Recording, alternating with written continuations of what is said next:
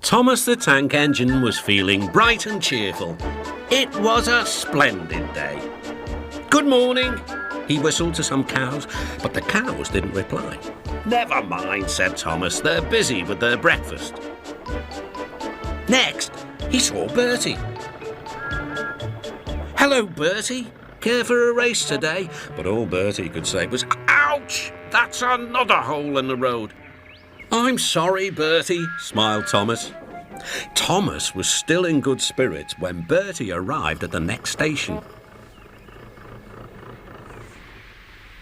"Bad luck, Bertie," said Thomas.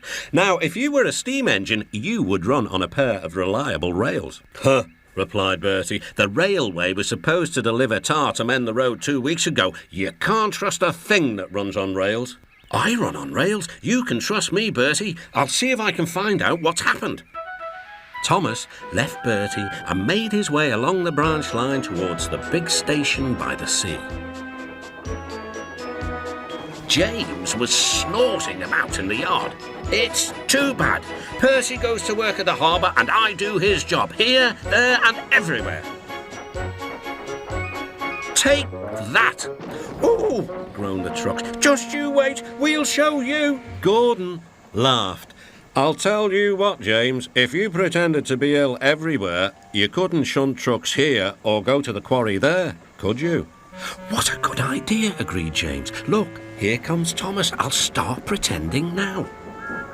Thomas was sorry to see the engines looking miserable. "Cheer up, it's a beautiful day." "Yes," grumbled Gordon, "but not for James." "What's the matter?" "He's sick," replied Gordon. "Yes, he is. I am," stuttered James. I don't feel well at all." "Don't worry," said Thomas kindly. "I'll help out if you're ill." Gordon and James sniggered quietly to each other. Some of James's trucks were coupled behind Thomas, and he steamed away to the quarry. The trucks were still cross.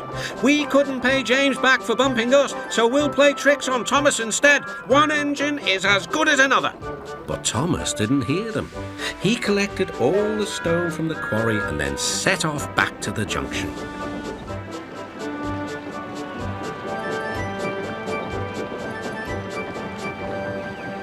Danger lay ahead. "Now for our plan," giggled the trucks. "Go faster, go faster." "Slow down," called Thomas's driver and applied the brakes.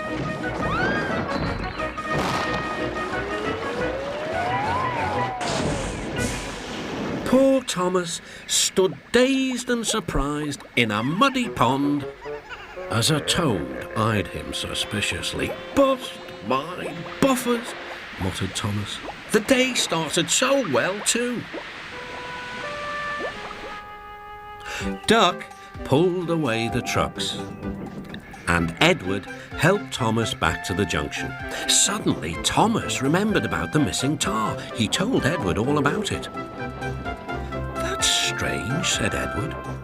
"A truck full of tar has been left at my station. That must be it. Driver will make sure it gets to Bertie now." Later, James spoke to Thomas. "I'm sorry about your accident," he muttered. "And so is Gordon. We didn't mean to get you into trouble." "No, indeed," spluttered Gordon. "A mere misunderstanding, Thomas. All's well that ends well." Just then, Bertie arrived. He looked much more cheerful. "My road's being mended now."